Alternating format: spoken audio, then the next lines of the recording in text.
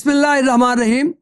رمضان میں عام طور سے لوگوں کی طرف سے ایک سوال کثرت سے آتا ہے کہ کیا روزے کی حالت میں آنکھ، کان یا ناک میں دوا ڈالی جا سکتی ہے؟ یہ سوال پیدا ہونے کا ایک سبب یہ بھی ہوتا ہے کہ اس کے جواب میں علماء کی طرف سے دو طرح کی باتیں سامنے آتی ہیں۔ بعض علماء اس کو جائز قرار دیتے ہیں، وہ کہتے ہیں کہ آنکھ، کان یا ناک میں دوا ڈالنے سے روزے پر کوئی اثر نہیں پڑتا، جبکہ بعض دوسرے علماء اس کو ناجائز قرار دیتے ہیں۔ آج کی مجلس میں اس سوال کا تفصیل سے جواب دینے کی کوشش کی جائے گی۔ محترم بھائیوں بہنوں، آنکھ، کان اور ناک تینوں کا تعلق حلق سے ہے۔ اسی وجہ سے ان میں کوئی دوائی ڈالی جائے تو اس کا کچھ نہ کچھ اثر حلق میں محسوس ہوتا ہے۔ کان اور ناک کے درمیان ایک نالی ہوتی ہے جسے اسٹیشین ٹیوب کہتے ہیں۔ یہ کان کے درمیانی حصے کو ناک کی پشت سے جوڑتی ہے۔ آنکھ اور ناک کے درمیان ایک باریک سی نالی ہوتی ہے جسے انبوب انفی دمعی یعنی نیزو لیکرائمل ڈکٹ کہتے ہیں۔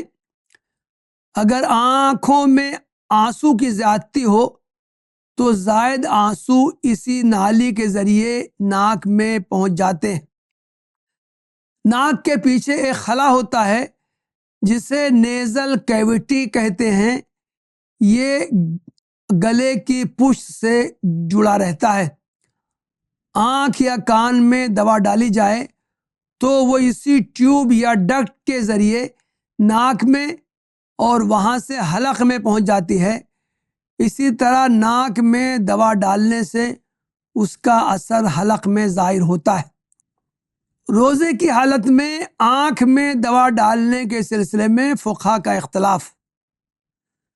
احناف کے نزدیک اس سے روزہ نہیں ٹوٹے گا، چاہے دوا کا اثر حلق میں محسوس ہو۔ شوافع کی بھی یہی رائے ہے، لیکن مالکیہ اور حنابلہ کی رائے ہے کہ اگر دوا کا اثر حلق میں ظاہر ہو جائے تو روزہ ٹوٹ جائے گا۔ کان میں دوا ڈالنے کی صورت میں روزہ فاسد ہونے یا نہ ہونے کے بارے میں فقہا کی دونوں طرح کی رائے ہیں۔ قدیم فقہا میں علامہ ابن حزم اور علامہ ابن تیمیہ، اور جدید فقہا میں علامہ ابن باز اور علامہ ابن عثیمین نے روزہ کی حالت میں آنکھ اور کان میں دوا ڈالنے کو جائز قرار دیا ہے۔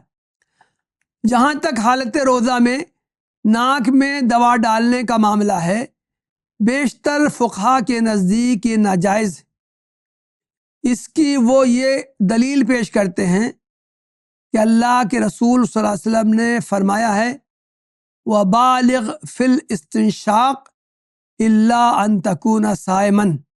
یہ ترمذی میں حدیث آئی ہے، یعنی وضو کرتے وقت ناک میں خوب اچھی طرح پانی ڈالو، الا یہ کہ تم روزے سے ہو۔ علامہ ابن حزم اور علامہ ابن تیمیہ نے اسے بھی جائز قرار دیا ہے۔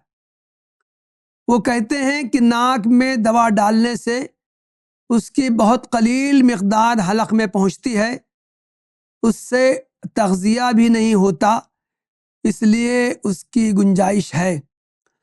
بین الاقوامی اسلامی فقہ اکیڈمی جدہ نے اپنے 10ویں اجلاس منعقدہ جدہ 1997 میں جو علاج معالجہ کے میدان میں روزہ توڑنے والی چیزیں اس موضوع پر منعقد ہوا تھا، علماء نے غور و خوض کے بعد آنکھ، کان اور ناک میں دوا ڈالنے کو مفسد صوم یعنی روزہ توڑنے والا نہیں شمار کیا تھا۔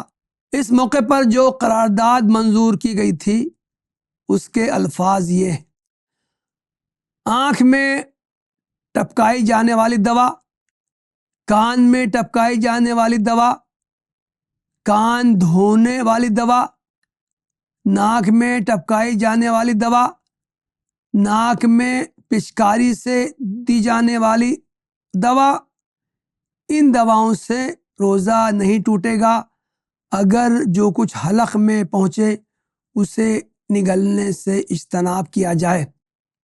ساتھ ہی اس اجلاس میں اس چیز کی بھی سفارش کی گئی تھی کہ مریض کو چاہیے کہ علاج کی مذکورہ بالا صورتوں میں سے جن کو افطار کے بعد تک مؤخر کرنے میں کوئی ضرر نہ پہنچے انہیں افطار کے بعد تک مؤخر کر دینا چاہیے۔ اقتباس ختم۔ اس لیے مناسب معلوم ہوتا ہے کہ روزہ کے دوران حتی الامکان آنکھ، کان اور ناک میں دوا ڈالنے سے گریز کرنا چاہیے، لیکن اگر علاجی تقاضے سے مجبوراً دوا ڈالنی پڑ جائے تو اس کی گنجائش ہے، اس سے روزہ نہیں ٹوٹے گا۔ وآخر دعوانا ان الحمد للہ رب العالمین۔